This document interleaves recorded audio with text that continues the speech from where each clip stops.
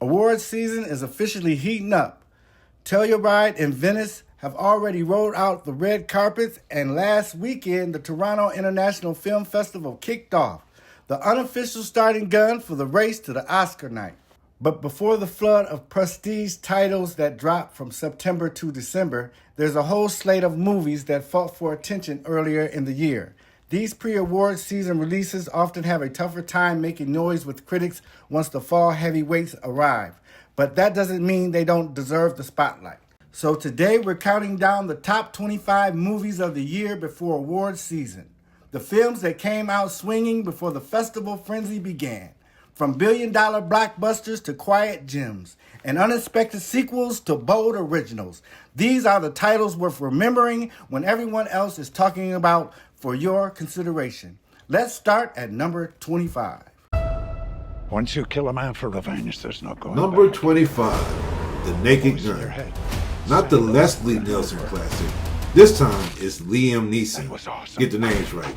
Swapping action grit for slapstick laughs.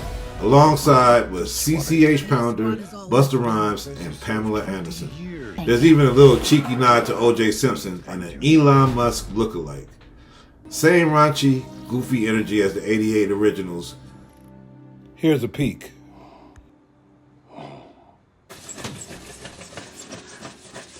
You aren't lying.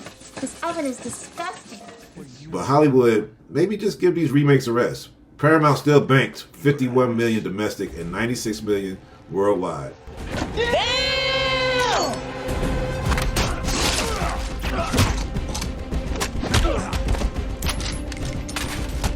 At number 24, we have Megan 2.0. It's been almost 3 years since we've seen Megan get her female Chucky on in this horror thriller Blumhouse classic. And after the 2022 release scored Universal Pictures a whopping 180 million worldwide box office, it was inevitable that they was going to come back for another one. In the sequel, Megan, who was believed to be decommissioned, finds that her programming was stolen and used to make a military weapon named Amelia.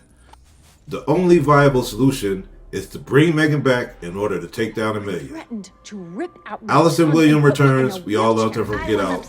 And while Blumhouse hoped lightning would strike twice, instead it was more like an unnecessary iPhone update. 24 million domestic, 39 million worldwide. Just stick to the original. You are not alive, and for all your processing power... A little late to the party there, Cupcake. I don't think anyone's home. If it's any consolation, my own path to personal growth has been paved with disappointment. What's important is how we move forward. Are you happy? How's your daughter? Who is someone that helped you the same way that you helped me? Do you feel like the impact you've had is what you hoped it would be? What's it like being famous? How about you? At number 23, Stans. The only doc on our list, Stans dives deep into Eminem's most iconic track and the psychology of superfans. Emotional, insightful, and a must for diehard M fans. It was a limited release, but it still netted about 700,000. It's now streaming on Paramount Plus. Up, there was lots of kids with white t-shirts and bleach blonde hair. But again, this might be by M's own doing. I mean, the videos, the imagery that he put out, it's this million white boy army behind me, you know, like, I am you. May I have your attention, Teddy? Get out the fucking Get road. out of the road! I wasn't gonna let the car fucking hit me. You owe me a blunt.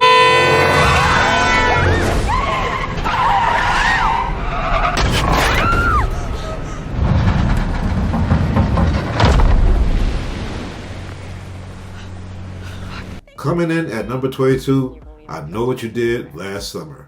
For Sony Pictures, this was so disappointing to see them try to milk this title for a third movie after the sequel to the 1997 classic, I Still Know What You Did Last Summer, bombed at the box office and only brought in $40 million in 1998 when people were still going to the movies.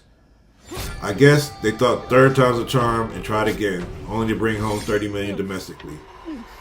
So don't worry about if you missed this one, because everybody did. At number 21, we have the Jurassic World Rebirth, which will make this like Jurassic Park number 7. This has been one of the more successful franchises for Universal Pictures. For the rebirth, we get Scarlett Johansson and Mahershala Ali, who, if anything, they know how to get those theater goers in the seats.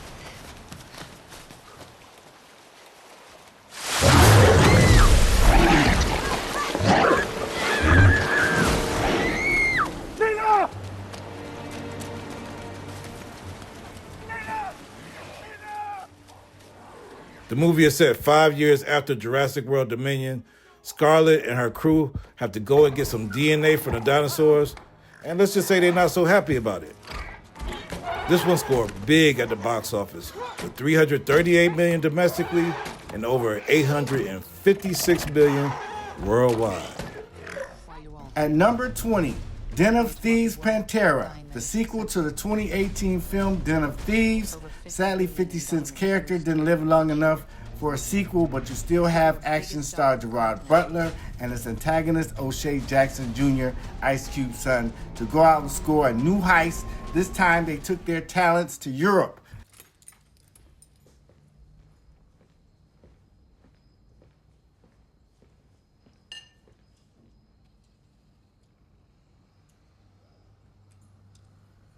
Mademoiselle, grab a seat.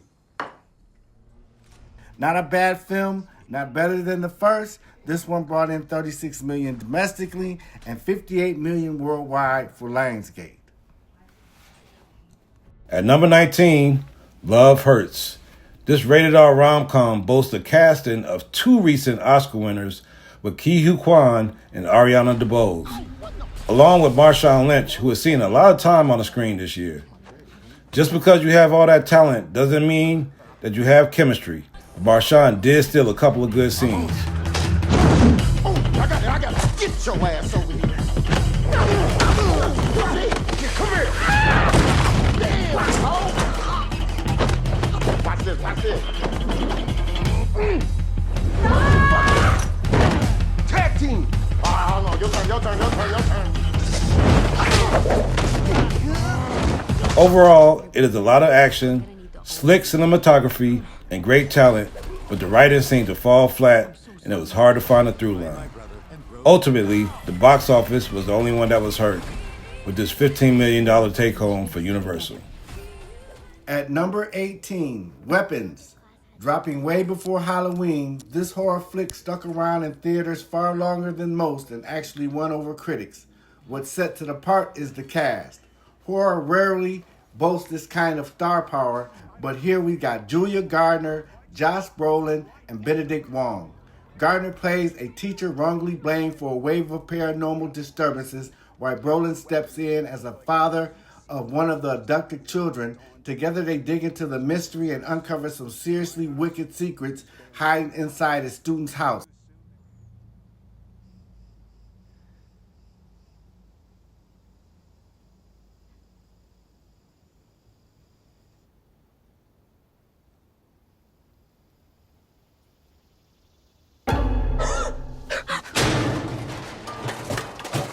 For Warner Brothers, it was a gamble that paid off. With a modest $38 million budget, the film scared up $148 million domestic and $262 million worldwide. A rare horror hit with both box office bite and critical praise. Where did you go? At number 17, The Accountant 2. In the sequel, Ben Affleck and John Barenthal reunite for a global money laundering takedown. Gavin O'Connor keeps the fights crisp and the math jokes dry. Does that make you nervous? You're an escaped convict, trained by mob accountants. Your clients are drug cartels, money launderers, third world warlords. Is that a yes? I saw a video of you killing men in Brooklyn.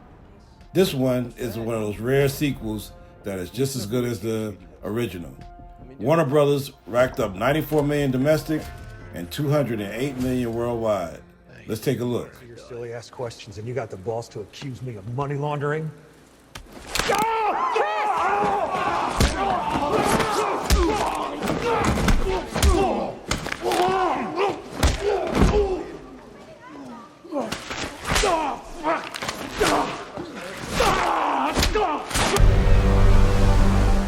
At number 16, DreamWorks swings for the fences with a live-action remake of one of their most beloved animated franchises, How to Train Your Dragon.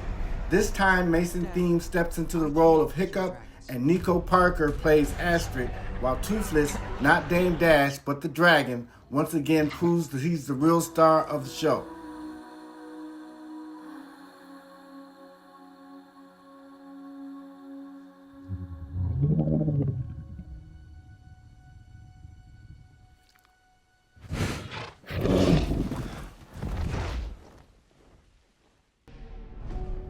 Now, adapting animation to live action is always risky, but this film finds a balance between honoring the heart of the 2010 classic and bringing new energy to the screen. The fine sequences are breathtaking. The bond between Hiccup and Toothless still tugs at the heart, and there are just enough new story beats to keep fans engaged while inviting newcomers in. Universal's gamble paid off big, with just under 140 million domestic run and a 375 million worldwide. Not quite the cultural juggernaut of the original trilogy, but a reminder that if you give our audience a dragon with a personality, they'll show up every time. Come on!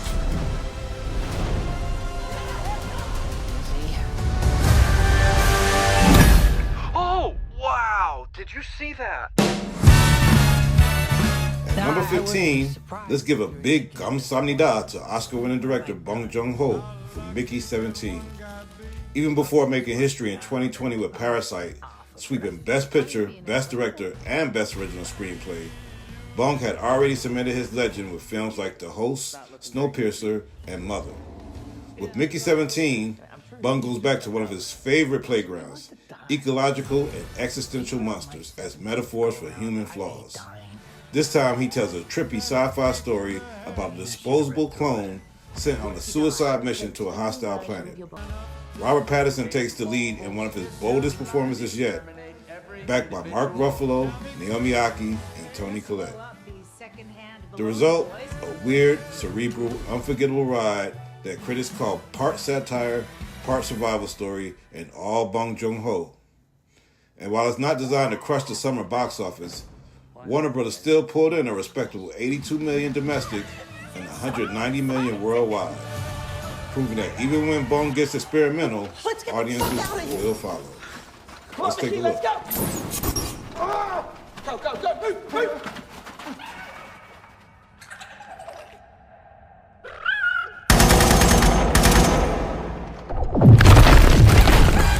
Number 14.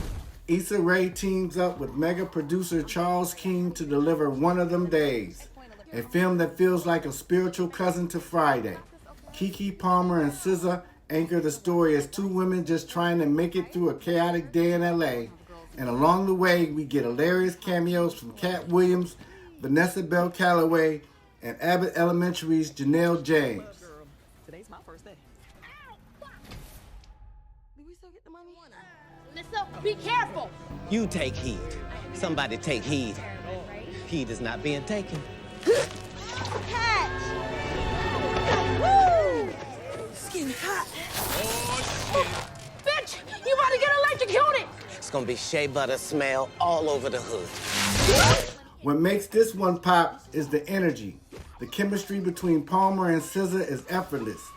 The humor is sharp, and the script leans into the kind of neighborhood storytelling that could easily cement cult classic status down the line.